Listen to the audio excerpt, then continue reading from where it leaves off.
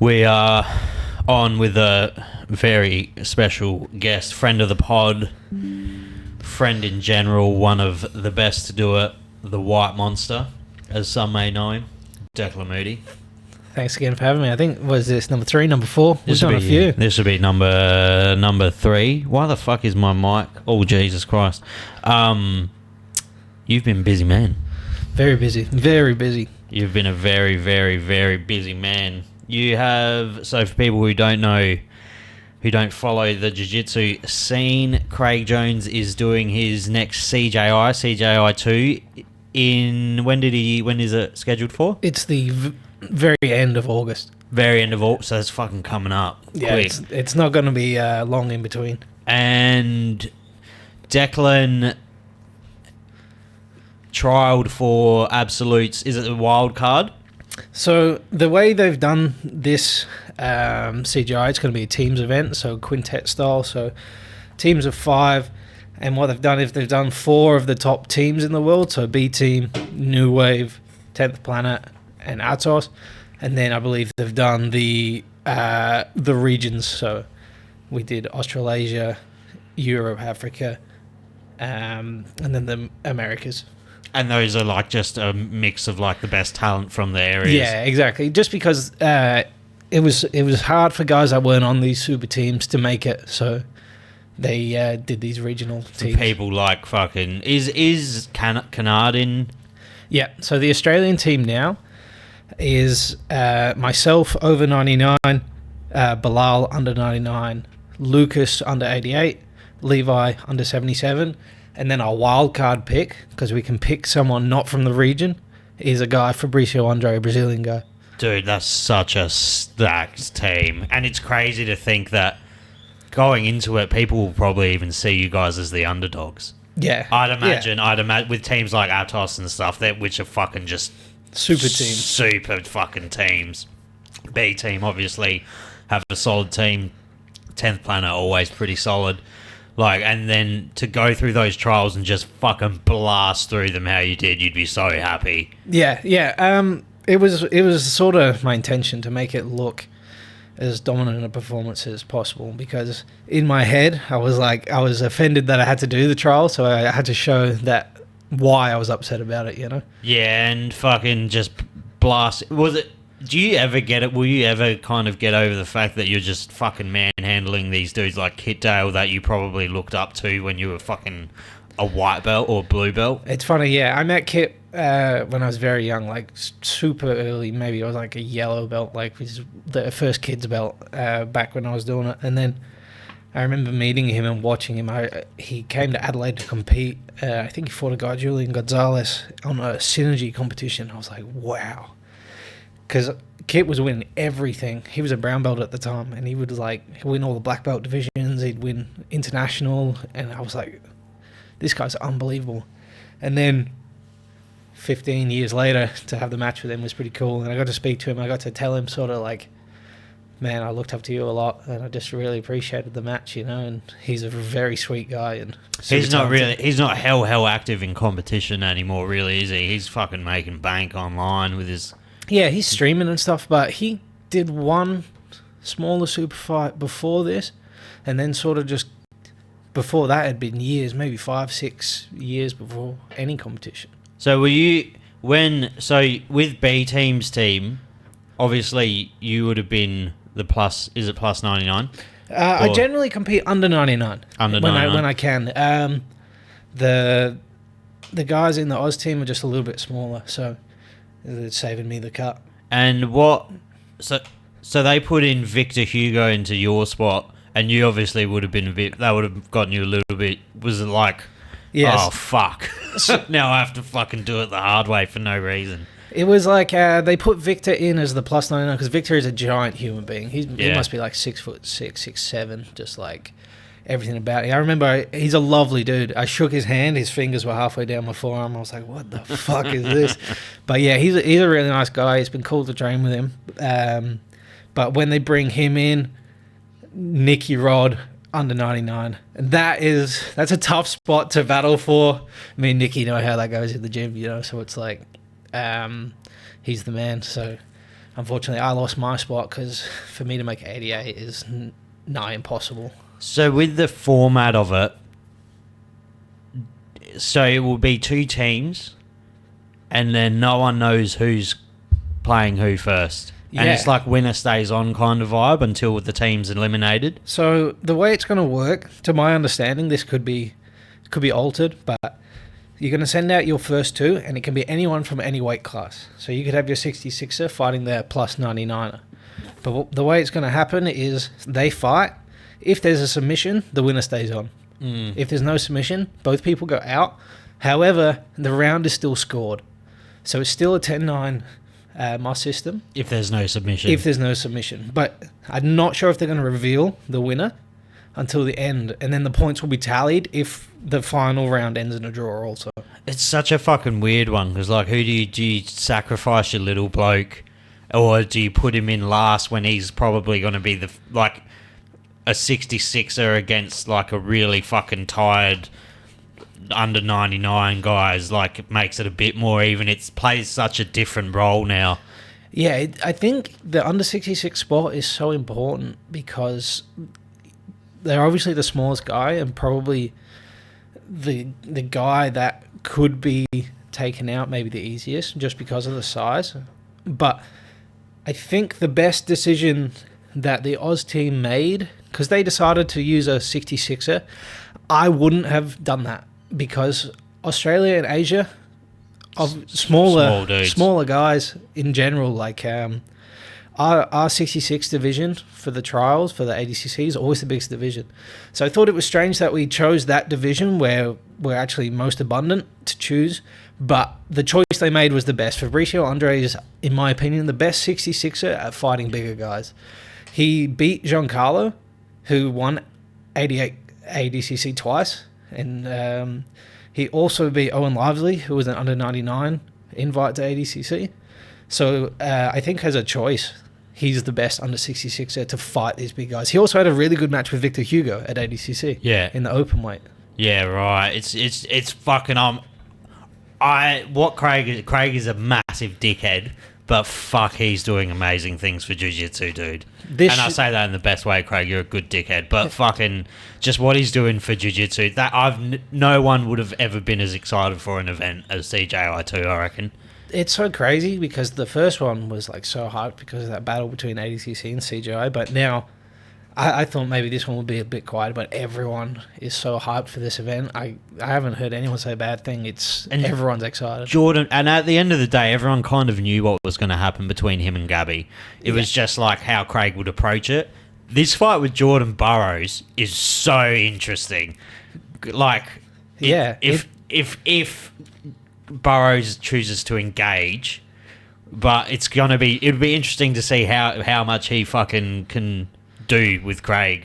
We'd love to see. They should definitely have in the contract that Craig has to stand for a minute, you know. Oh, just if he pulls one suplex at least, just for the people. He can't just pull. I reckon Craig's a prick, so he might even try and take him down. That would be so funny. It would be hilarious, but oh man, that's gonna be fun. Is there any other super fights announced, or are they going to plan anything to your knowledge? There's not announced to my knowledge whether they put someone on. I'll put in a suggestion. Get Kid on after that performance. Who'd you put him against? Man, I would love to see him and Keenan go again, because that is in the jiu-jitsu world where Kit really sort of made. He was already fantastic. But there's a match with him and Keenan when Keenan was on his runs where he was doing like double Grand Slam for jiu-jitsu guys. That's like the 4 biggest tournaments. He would win his weight and the absolute. And he'd do it. He did it at purple belt, and he was on the run to do it at brown belt as well. And Kit and Keenan fought in the first round of the World Championships, and I think that was Keenan's closest match in like years. And that's why everyone was like, man, this Australian guy, Kit had the big mustache at the time. They're like, this guy with the Mo's like fucking sick.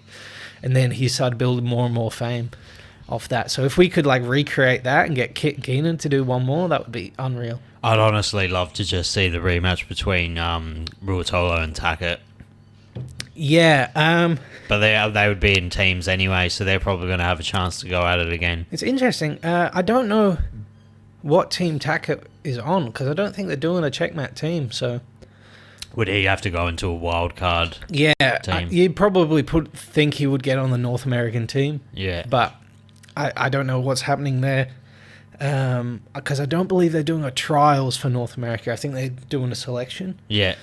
And I believe the guy, I can't remember his name. He's DeAndre Corbet's coach. Is a very good 66er. So he's a very smart guy. He'll pick a good team for sure. And then maybe we do like Mackenzie Dern versus Tracy Cortez. For the people. For the people. Are you enjoying Australia? Oh, it's so good to be home. You do love coming home? You haven't dogged Australia yet? I miss it. You love it? Every time we're in the US and the Americans talk about how great it is, like, none of you guys have been anywhere. You guys have got to go to you guys have got to go down Christie's Beach, experience. Is this the longest you've been would you have been in Australia since the move? Because are you staying here to train now? No. I'm going back to get some intel. Get some training in for my upcoming Who's Number One match. Oh yeah, that was announced against Felipe Andrew, who came second at the previous CJI. Yeah.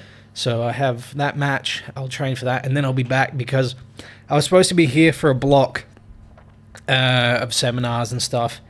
But what happened was I got a request from the UFC to do a match on there, which unfortunately has fallen through due to injury. But I had that, and then the Who's Number One. So I'm going back. I'll be there for just under a month, and then I'll come back, do my seminars, and then I believe I'm going to do my camp at B team still. Yeah. Get some intel. Yeah. Well, that would be fucking probably the smartest thing to do, to see how you're matching up with like some of these people. Yeah. Well, I've trained with all the guys for so long now, Yeah. That makes it harder? I hope we're on opposite ends of the bracket, Yeah. But the bracket is what it is. Yeah. Yeah, it's going to be fucking interesting, man. I'm so excited for it. End of August, is it? End of August. End of August. I think it's 30th or 31st. Are you more... What's the vibes like between the lead up to ADCC to the lead up to this? Do you feel like this is... Because I think you've taken this one, maybe you've placed like a chip on your shoulder kind of thing? Yeah. The trials was like definitely sort of a chip on my shoulder. Like I felt like I needed to prove something. I think people sort of looked past me after I had a couple of losses at the end of last year, but the guys I was losing to were like Felipe Pena, Yeah. So I think people sort of just thought I'd fallen off. So I just had to, in my head, I was like, I'm going to be so undeniable when I come back that no one will ever do this again. And is it $250,000, this one? Well, it's $1 million for the team, so $1 million by 5, so $200K. That's not fucking bad innings. No, USD. USD. What's how do you go? Do you get taxed in Australia as well? I won't because I like live in America, so yeah. I have American bank accounts and stuff. So I'll have the money in the US. So it's like if I was to win the money there, I would be taxed there, and then if I brought because back you'd be taxed. Let's say after I was taxed, you'd probably be looking at like 140,000, and then I got to bring 140K back to Australia. Then they'd tax me again. You're going to be able to buy monsters for life? Well, fortunately, Monster sent me 400 cans. Of Are you fucking joking? Monster. No. Really? Yeah. So, shout out to Monster. Monster sent you free monsters. Yeah. Because of the pod, or because you reached out, or a guy who runs the music division came and trained with us, and we were talking, and I drove him home. He got in. We'd been talking about how much I like the monsters anyway. He got in the car, and I think there was about 10 cans on the floor. He's like, "Oh, you're not joking." And then, yeah, he was super cool. He sent me that. And then we started the podcast, the White Monster podcast. And I was talking to, like, a couple of lawyers at the gym. I was like, is this going to be okay? And they're like, it's technically not the name of it. It's the, Zero Ultra. And I was like, oh, okay. And then they sent this package. And I was like, fuck, they've sent a cease and desist. I was like, fuck. But I opened it, and they sent me a tracksuit and, like, this massage gun and stuff. And I was like, oh, it's sick. They're like, yeah. That's fucking so...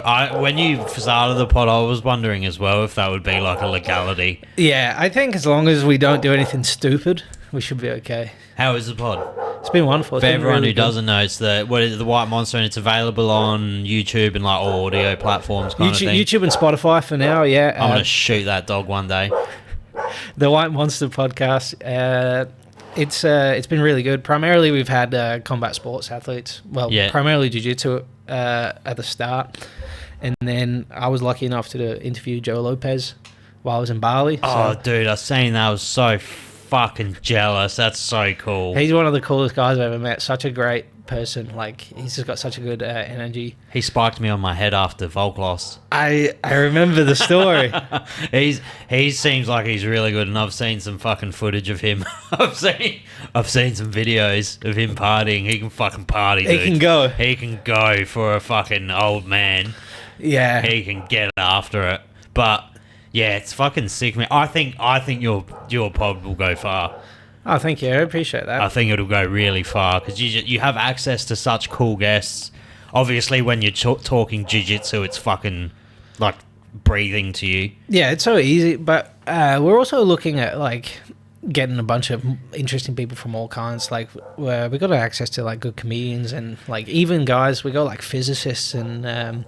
You'd have being in Austin as well too, man. You'd have access and you just everyday people that don't train to be fucking elite jiu-jitsu athletes that would roll into B team would be crazy. Yeah, the amount of guys that just come for a visit that we can like grab, you know. Is the goal? When do you reckon you're going to get the call from Rogan? For me, I don't know. Have you been to the mothership yet? You know what? I still haven't been. Yeah. Yeah. A buddy of mine like worked there for ages, and I still didn't go. That'd probably be a sick little side gig to do security at the mothership. A lot of guys, just jiu-jitsu guys. A lot of the 10th Planet guys work the door there. So yeah, very nice. And after CJI, any big plans? After CJI, yeah. So after CJI, I got to pretty much run straight into ADCC trials, like back to back. Yeah. So the European trials are in, I believe they're going to be in September. I have to check the date. So it was going to be like finish CJI, rest, straight into ADCC trials. Did Mo get fired from CJI or no, not fired. Mo. Is Mo still running? Is Mo still running ADCC? No, he stepped down from doing the Worlds because I don't think his intention was ever to do that many. He ended up doing 3, I believe. And I reckon Craig would have been a big factor of that, bullying him. I don't know. Mo's he's very headstrong. Like, apparently, he's a pretty nice dude. Me and him get along very well. He was very nice. I've heard from heaps of people. I'm pretty sure even Joan Adam told me like he's actually not that bad a dude. Yeah, no. Fucking Mo and I got along very well. Yeah, and so who's taken over his role? I'm not sure. I'm not exactly sure. I've heard a few things. I think some of the European guys are going to take it over. So it's a shame how it worked out last year because they could definitely like work together, like and actually lift the sport of jiu-jitsu.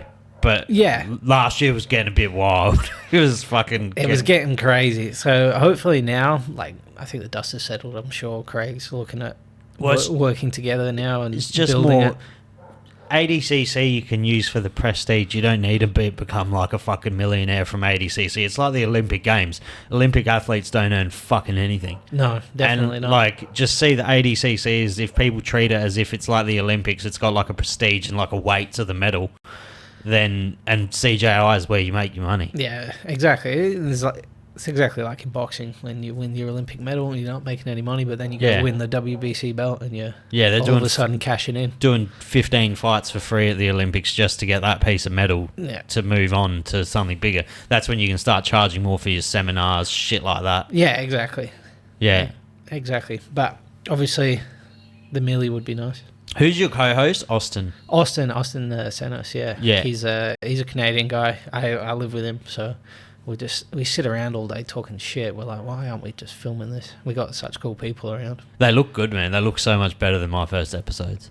Yeah, we found a good podcast studio, and fortunately for me, Austin has a job, and for me, money was a little bit tight at the time, and then he sort of funded the start, and then the podcast studio helped us out. Yeah, it was great. Oh, so you go to You rent a studio Yeah, out? we're renting a studio at the moment, yeah. Yeah, mad.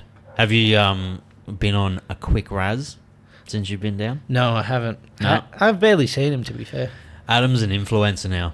He's definitely an influencer. He's an influencer. He doesn't train anymore. He's retired from trading. No, he goes in, he beats up like 2 or 3 white belts, gets a head tattoo, gets a different tattoo every week. He's the softest cunt with a head tattoo I've ever met, you It know? seems like whenever you come down, he plans strategically to get some tattoos so he can't. Just so he can't train with me. He actually had no tattoos when I first met him, and then every time we go to train, now look at him, he's covered, you know? It's because of the fear you've instilled on him, because you're the only person in Adelaide that can fucking do something to him. He does not like being a nail, that cunt at all, eh? He's the ultimate hammer. Wait till we bring Joseph back down. Joseph abuses him. Bro, that would fucking demoralise him so much. Oh, it's Joseph, so good. Joseph's not little. No, I had it in my head that Joseph would be like this small little Asian dude. He's fucking big, man. Yeah, he's a big guy. He's big. He's thick right now, too. Is he? Yeah. Because he's like 77. He fights at 77, but He'd walk around. He cuts quite a bit of weight. I was going to make that. say, because he's fucking big, man. I've never seen a human being consume more food. I'm not Really? joking. My friend Yezan took myself and Joseph to this like all-you-can-eat Mediterranean food place in Austin. And me and Yezan have 2 plates, a couple desserts. Joseph had 11 plates piled up of like meat, rice, and like fried chicken, and we're just like in awe. I couldn't believe a human could consume that much. That's that Asian mentality, man. Yeah, non-stop. Yeah. It's like, we don't know when we're going to get our next meal. We need to make this count. No, he's a fucking big dude, though. I was shocked. I was like, oh, I had it in my head that he was like a 66er or something. And when I saw him, I was like, oh, fuck. Well, even Kenta used to be 66, but you see him now, you're like, fucking Jesus, he's just jacked. But you used to probably be like 77. My first trials was at 77. That's fucking wild. You could never. No, I'd have ever. to cut both my legs off now. You're actually looking you were looking heaps bigger, I believe, last podcast. Yeah. You've cut a fair bit. Yeah, I was around 105, 106 kilos. I was getting quite big. You were getting fucking big, man. Yeah, and I was just feeling the fatigue from being that size. It's a lot of like eating. It's a lot of it's just a lot of energy to move that weight around. So I ended up losing like 10 kilos, just under. Now I'm a little bit heavier. I'm probably around the 99 mark right now, but I just feel better. I move better. My cardio's better. I had for the first time I had proper American barbecue. Oh really? Have you seen that Big Don's? No, I haven't. Big Don's smoked meat. Dude, he's from Perth. I'll fucking show you. He's from Perth, and he has like not even one of the best barbecue restaurants in Australia. He has one of the best barbecue restaurants in the world. And I believe he's actually Canadian, but he lived in America. Obviously did some barbecue over there, and he did a pop-up in Adelaide for one night recently. Bro, it was just Brisket, that sort of stuff. it was the nicest food I think I've ever eaten. I still think about it. Where is it? This bloke here, man. It looks fucking good. Oh, Jesus. First in line today, and he is holding the platter. Paul was just in So Texas, good. and he ate at Goldie's, Franklin's, and Cadillac. So, Paul, I hope we live up to that quality. It's so good, man. Thanks, mate. So this is Franklin's Paul. is very good. It's crazy. The people will line up for like 8 hours to eat there. Well, this bloke's only open Saturdays, 1 day a week, and he sells. It's all pre-order, and he sells out in literally a minute. Yeah, I believe it. It's fucking the best. When it's done right, it's like the nicest experience of all time. Yeah, it's interesting. A lot of guys that emulate American barbecue over here will just do like Texas style barbecue. But it's helps, like everything I've tried besides this, everything usually is hell over sweet and like Yeah. just covered in fucking barbecue sauce or a sauce. This is like so savoury and just so Yeah, nice. that's what I was about to say. A lot of the different states have like a lot of different styles of barbecue. My friends out in North Carolina took me for some Carolina barbecue. That's where they use hell vinegars and Hell shit. vinegar, it's so good. It's beautiful. Like, it's so different, and you They don't use hell pigs over there. a like lot whole of hogs. porks and so that was like a super interesting change. Have you been to So you've been to Carolina? Yeah, it's beautiful out there. I'm gonna head back. I keep messaging him. I'm like, oh, we'll do it next month, and then 3 things come up, and I feel bad because I keep putting it off. But I will be out in North Carolina there again this year. So when was CJI last year? August also, Why did that and ADCC clash? because Craig wanted it to. But ADCC's next year. Next year, yes. Yeah, I forgot. I Every was 2 years. wondering why. Yeah, I know. Obviously, yeah, Craig wanted it to, but I thought maybe ADCC was pushed back. But it's every 2 years ADCC. Yeah. Yeah. So you do trials and then you have like a year to build up to ADCC. Yeah, pretty much. The trials run on the first set of trials run in the off year, and then the second lot of trials run at the beginning of the ADCC year. I'm really surprised that UFC haven't implemented the pit yet. Interesting, yeah. Because for their fight invitationals, I'm really surprised. I don't think they're going to go with the pit. I don't know what I can say because they've told me a lot of stuff in confidence, but I know they're going to change something, but I don't know The what. UFC invitational, And it's not going to be the pit. That's all I know. maybe yeah. a cage or something. Or do they do it in a cage at the moment? No, No, it's just on a mat. the mat on the floor too, which It's is such an old way to do it now. It feels like the cage is pretty cool, or the pit's like kind of the future of it. I prefer the mat. You like the mat? Yeah, maybe it's just Is that just experience. because of what you're used to? Yeah.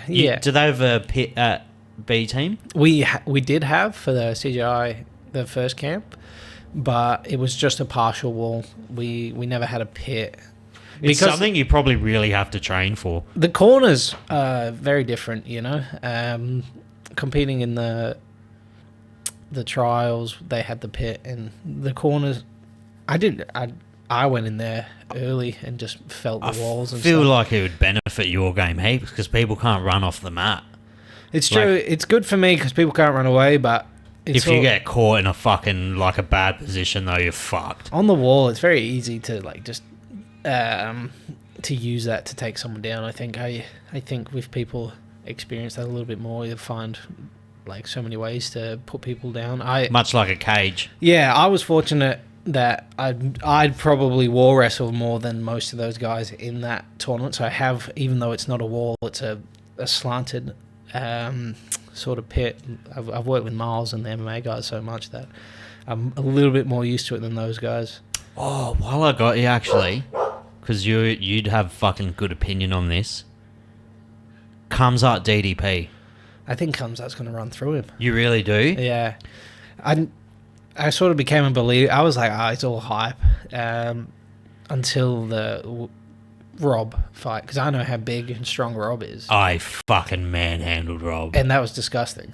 Yeah. And I was like, wow, if he can do this to Whittaker, who I think is one of the most underappreciated champions, especially in Australia, I think we don't give him enough respect. And it's not even what he did to his teeth, because Rob's had that injury before. It's just how he got there. Yeah, Like he just treated him off like the shot, a ragged fucking on. child, dude. Yeah, it was crazy, like to see someone of that high caliber of an MMA fighter get sort of handled. In my head, I'm like, oh, if Kamzat's going to go out there and that first fucking 1.5 rounds is just a nightmare. It must weigh on his opponents too, because they're like, as soon as this bell goes, it's fucking so on. Yeah. And DDP kind of takes like a bit to kind of Get ease into going. a fight. He's hell awkward, but He is awkward. He's awkward to watch, but he's obviously amazing because he has so much success. because he's so tough and his tank's good, I do give him a chance if it goes over like 2.5 rounds.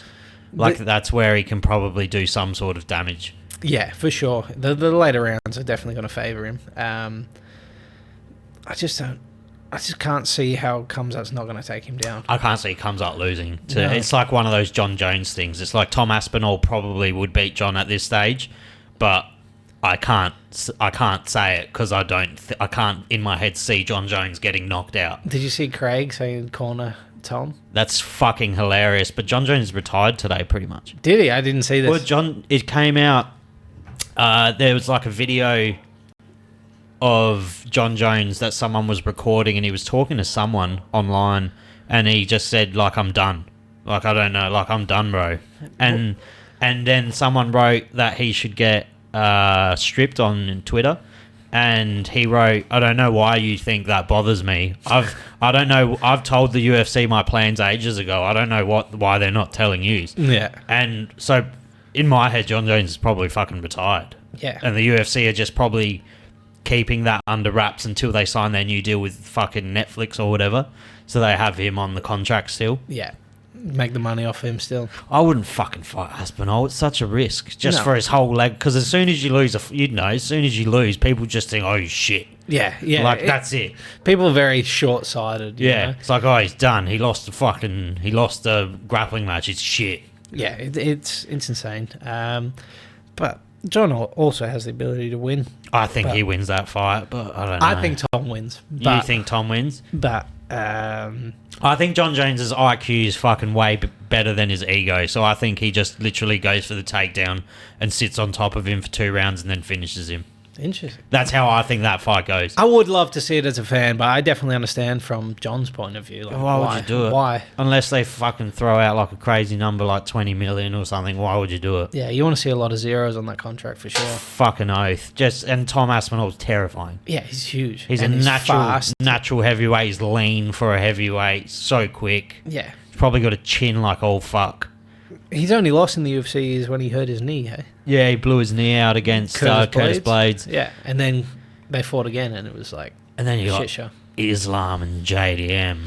That's sick. I really think JDM's going to win that fight. But I do too. He looked great. I can the other also weekend. see Islam just coming out and being Islam. Yeah, Like, it's hard to... It's like a John Jones thing. It's like... It's so hard to see. But Islam's been knocked out before. It's JDM so slick. JDM's so good. And that...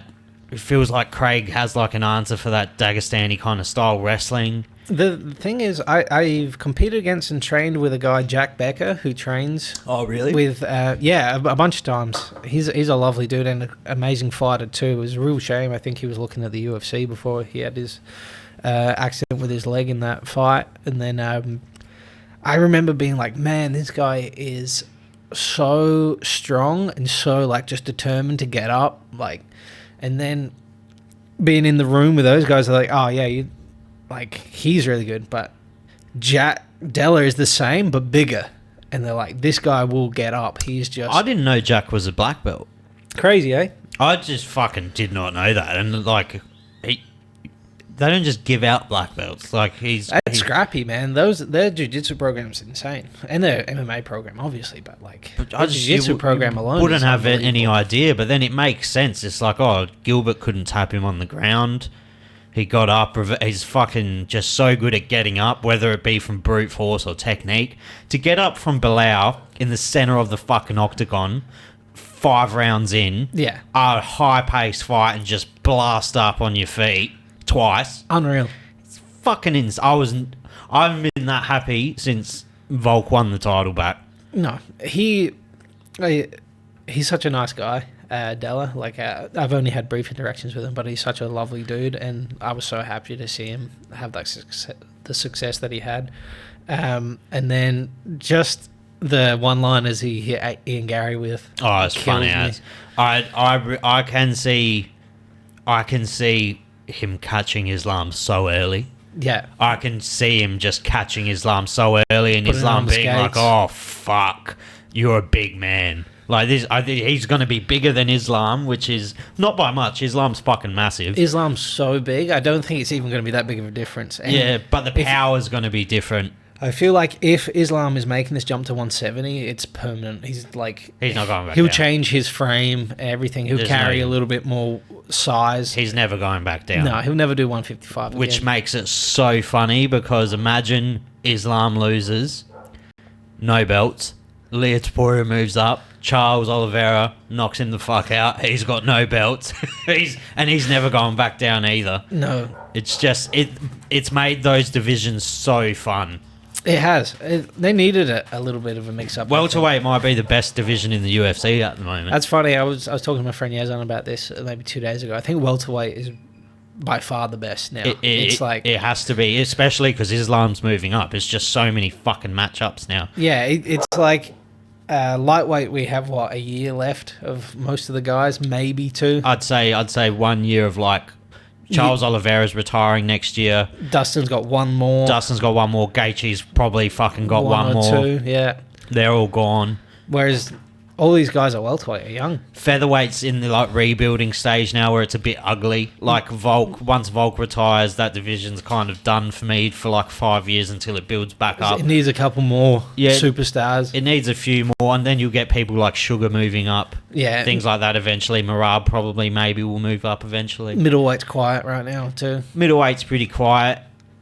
You got like Fluffy Hernandez coming through, which is pretty fun, and that RDR Dorita's pretty fun. He's good, man. That clinic he put on Bo was impressive. That was just so fun to watch. I fucking have been such a hater of Nickal for his whole UFC stint.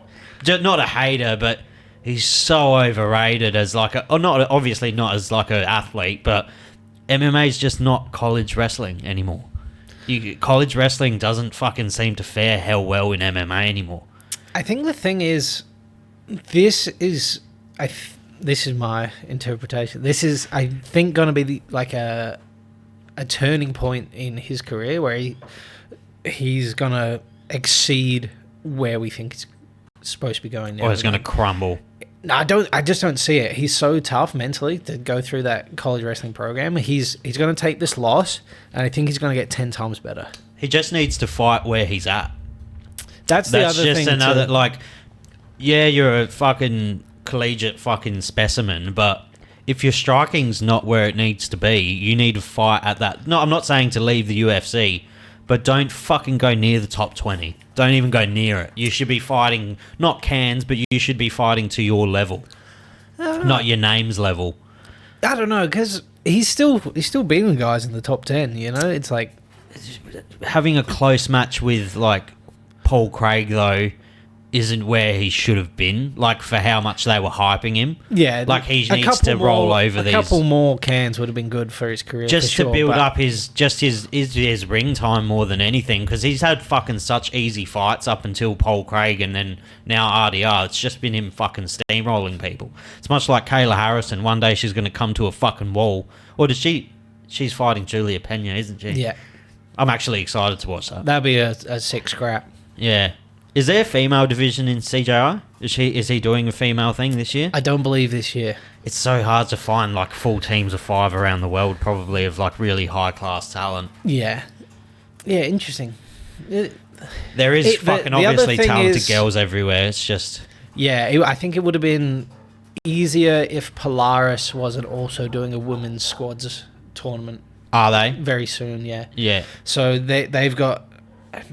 Might even be teams of 6. Just fucking give Adele the 200 grand. Just give it to her. She'd fucking steamroll everyone. She's fighting Fionn, so Fionn and Adele are the 2 best women in the world right now. They're fighting on the next UFC Fight Pass Invitational. Oh, really? The one I was supposed to be on, yeah. So. Adele's such a fucking lad, man. She's so the best. Cool. She is the best. I've talked to her briefly through inboxes and stuff, trying to organise a pod, because she comes down to Adelaide a little bit. I think she's got family here. She's got family out here, I think. But she's fucking such a nice chick, man. Oh, the best. Just such a lovely person. And she surrounds herself. She has like this little squad of women she trains with and competes with, like Brianna St. Marie, who's an incredible athlete, and then her manager and stuff. They're all so lovely, such lovely people. Whenever they're at an event, it's like this little squad of like awesome people, and then they just go smoke everyone and then leave. Is there many like, really high level women that train a B team? On the competitive end, we have Ali Wolski, who's a very good purple belt. Taylor is a young girl who's training with us now. I think she's going to be one of the greatest of all time in the women's division.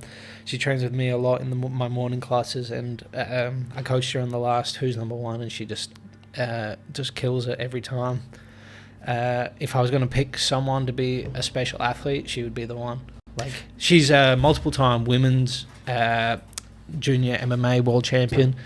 Like, I don't know her wrestling accolades, but it's like she won everything in wrestling. And then how often is Craig like jumping in and fucking?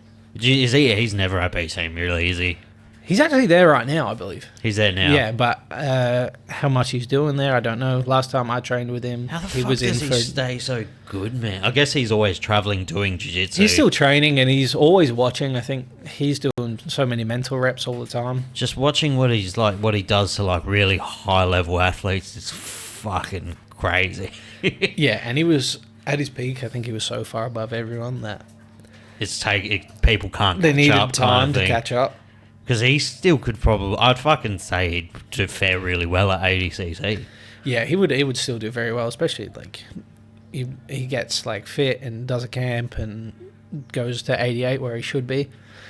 There's not going to be like a stone cold glass break and Gordon run out for Danaher, is there, for New Wave at CJI? There's no chance he does it, eh? No.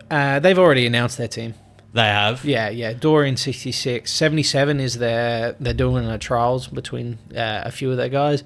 88 Giancarlo, 99's Luke Griffith, over 99's Big Dan. Just do it for the culture, Gordon, you fuckhead. Just do it. Like, he's also opening a gym right now. He is? Is he breaking? Oh, obviously it'll be like a subset of New Wave.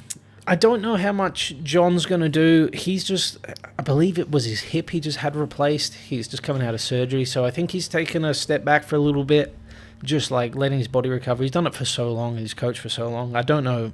I obviously don't know those guys overly well personally, so I don't know the ins and outs. But from an outsider, what it looks like is John's just taking a little bit of a step back. Gordon's stepping up more of a coaching role. So it'd be interesting to see. The gym they've bought looks really nice. Have you ever trained with Gordon? No. That's like a bit of that bucket list kind of thing. Just because I feel like that's a real test to see where you're at. I have tests. I got Nicky Rod. Rod's like on pretty much the same level. Yeah, Nicky Rod I think is the best in the world competitively. Like, I get to train with him every day, and then I've got Joseph, who I think is the best in the world technically. So. Oh yeah, I hope fucking Joseph has a real showing of his talent this CJI. I wouldn't be surprised. Do I want to say that? I wouldn't be surprised if Joseph took out a team on his own this time. Really? Yeah, and that's like the ultimate fucking. Pick a team, and he could probably do it to any of them. That's like, if someone can go in first and take out a whole team, that's such a flex. Yeah. That's a real like stamp of authority. I think Joseph could be the guy to do it. Just because he not only is like technically so proficient in every position, but I think he's probably poses the most submission threat now. And I know he will train specifically to the rule set, and with that amount of time, I think you'll see him sort of adapt his style, and I could see him taking out a team on his own. If someone does start off and finish a whole team with submissions, there should be some sort of fucking $500,000 bonus or something. Yeah, for sure. That's like, if Craig doesn't, if say Joseph Cheng goes up and then Atos rolls out and he fucking submits every single one of them, put $500K into that cunt's bank, or whoever does it, because that's just fucking wild. What's the rounds? 8 minutes. 8 minutes. Yeah. That's fucking exhausting, man. Yeah, you do 5 8s. That's a long. Well, if you go 8, you don't have to do the next one. But say you're doing 7 minutes 30 every time, and then getting submissions. That's a lot of time on the mat for with a fresh high guy level coming in, and to be switched on. Just like the mental fucking switch you have to be on, the adrenaline you're going to be running on for fucking that long. And imagine you're doing Atos and you get one Rotolo and somehow you submit one of them, then the next one comes in and you're like, fuck. Oh, because, wait, they're not in the same division? They always go 77, 88. Oh, really? Sweet. Who's bigger? I believe Ty is bigger. Yeah. Or generally does the heavier weight class at least. Is it Kai? Which one does MMA? Both? I think both Cade? do. Cade fought recently, I believe. Yeah, he's a fucking demon. He knocked a dude out, didn't he? Yeah. In one. Yeah, in one. Have you ever seen the videos of them two scrapping? No, just in a I imagine hotel they room, kill just each bare other. knuckle, just knocking the fuck out of each other. Really? Yeah, it's hilarious. I feel like if you had like a twin brother though, you'd just be better. Yeah, it's the best base for jiu-jitsu for sure. Like a Especially brother when close to your age. When you're both high level. Yeah, the Meow brothers, twins that just won everything in the gi. The Mendez brothers, mega famous, won everything. I think there's like a year apart between them and then the Rotolos. What happened to Adam and Craig? Craig just siphoned all of the energy out of him. Hindley Street happened to Adam. Yeah. You know? That's so funny. He's actually doing, I hate him, but he's doing good content at the moment. He's not bad.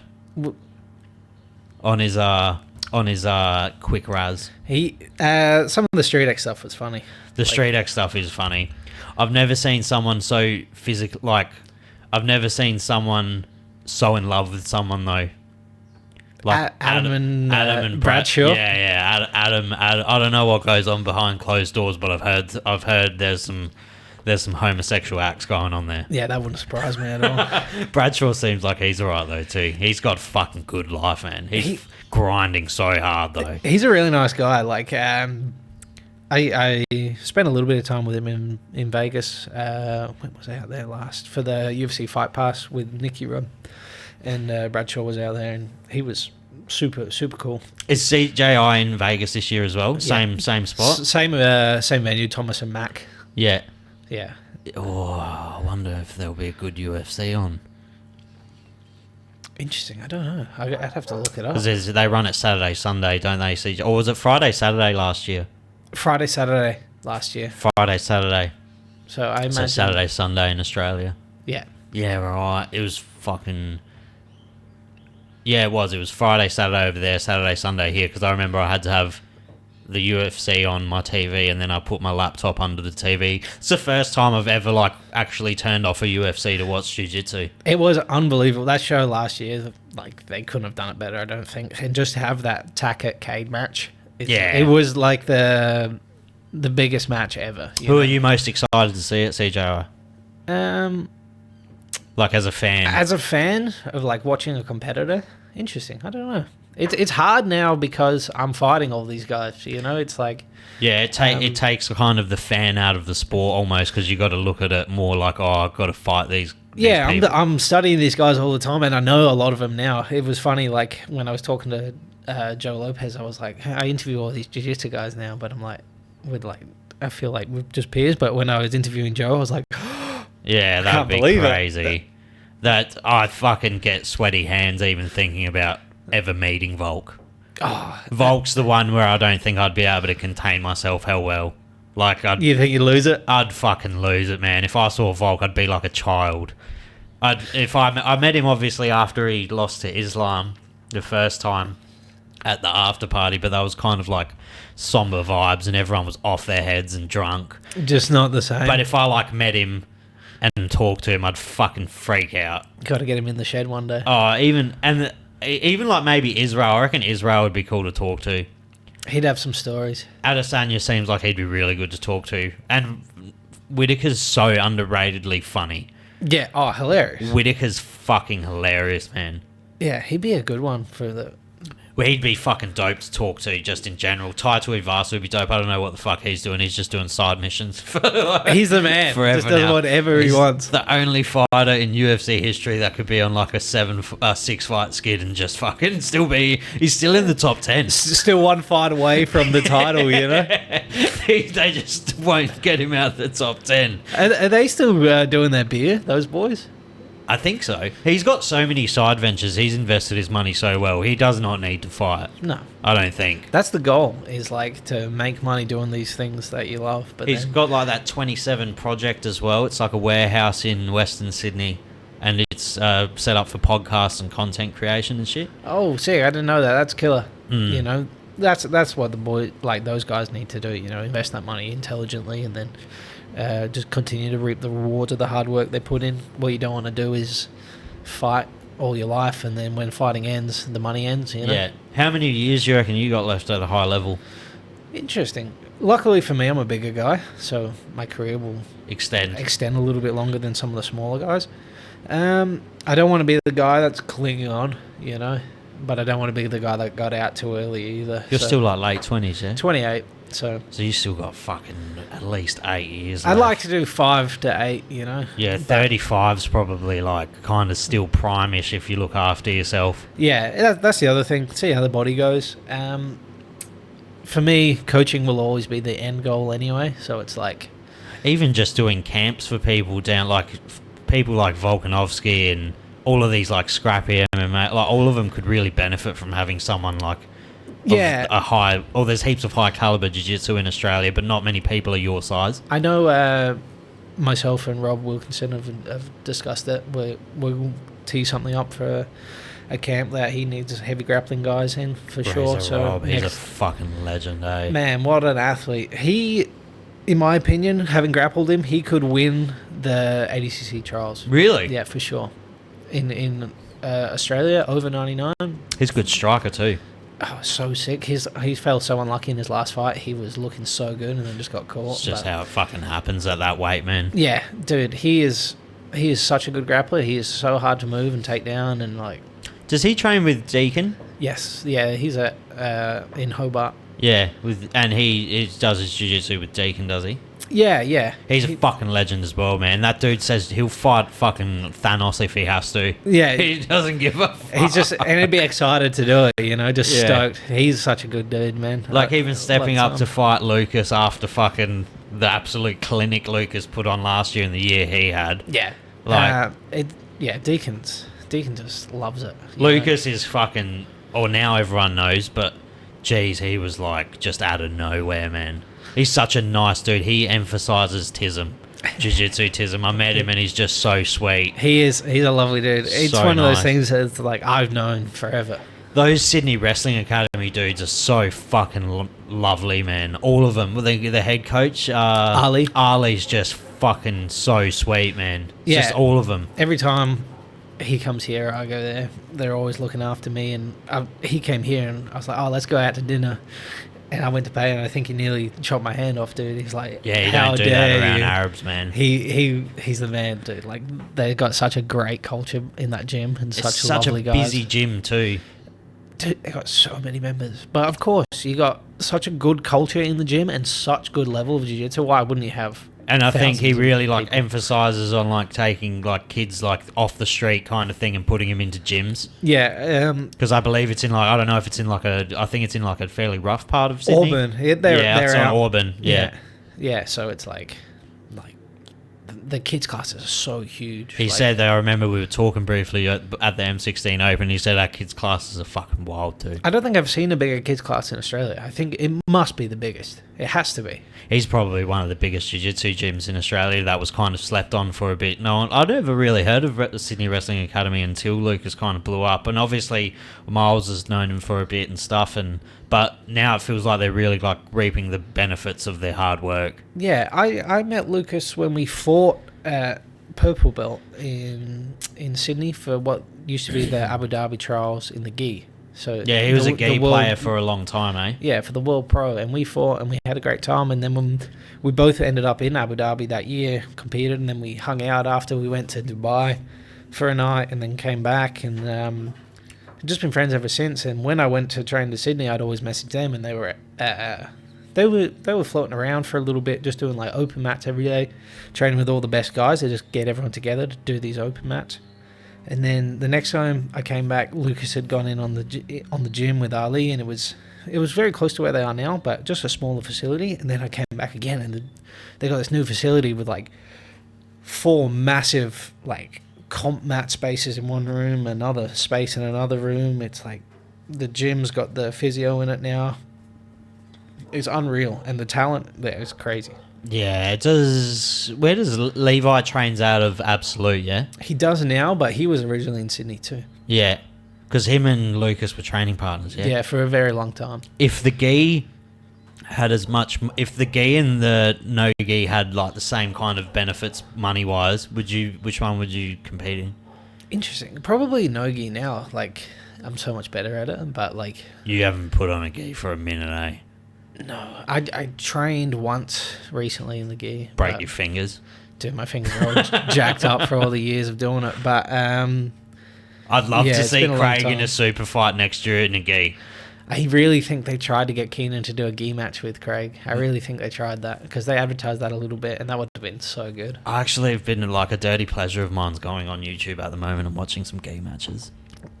When they're fun, they're fun. Yeah, that's it. When they're not stalling heaps and fucking just playing positions, it's actually pretty fun to watch. I'd say the best one in the last... Anything Adam Wardzinski in the last year is unbelievable. He's a Polish guy who's just come... Not out of nowhere. He's always been very good, but he's like... He posted something. He competed in the Worlds like 9 times. Yeah. First round, second round, maybe made the quarterfinals, and then 1 year he's like, I don't know what he's changed, but he went undefeated. Yeah. Like, it was unbelievable. He won the Worlds. It's like super inspiring for a guy who's just persisted. Like, didn't have the success, and then all of a sudden he's changed something. I don't know what it is, but he's won everything. He won the Grand Slam. He like was winning all these ski super fights and just was the man. Like, Yeah. it's so sick to see. Yeah, it's fucking so strange even just seeing you performing at this level, eh? Obviously, it's not strange because everyone knew you would be, but it's just still weird. Your parents would be fucking like, what the fuck? Yeah. It's crazy. You get to fly around the world and watch their son. Your parents are so lovely as well. Oh, they're they the go best. to everything, man. Yeah, they're coming to CJI. I seen him at... Well, you weren't even down. I seen him at fucking... DFC one time. They just go to fights. Yeah. My old man will always be at fights and stuff. He loves it. And my mum and him will come to the M16 Opens and Did they go to like grappling it? tournaments. Did they like it like just before? Like, did your dad always watch fights and shit? Yeah, he came up in a big boxing family, so he's always watched fights. He trained boxing a little bit, and then my granddad also boxed. So it's like, I think it's just an English thing. Everyone boxes, everyone watches boxing. He came up watching a lot of like really, really good British boxers, and then when UFC started to sort of grow, he watched that, and now he watches a bit of everything. Who's in your eyesight for CJI? Who do you want to really fucking get in there with? I'd like. That's a really, really good question. Give me all the 66 guys. All of them at All the of same them. time. Let me really establish myself as the greatest 66er to ever do it. Who? So 66. Nah, in all seriousness, I'd like to have the rematch with Kynan. I'd like to see how the year has changed. Yeah. And Yeah. Hugo can get it as well.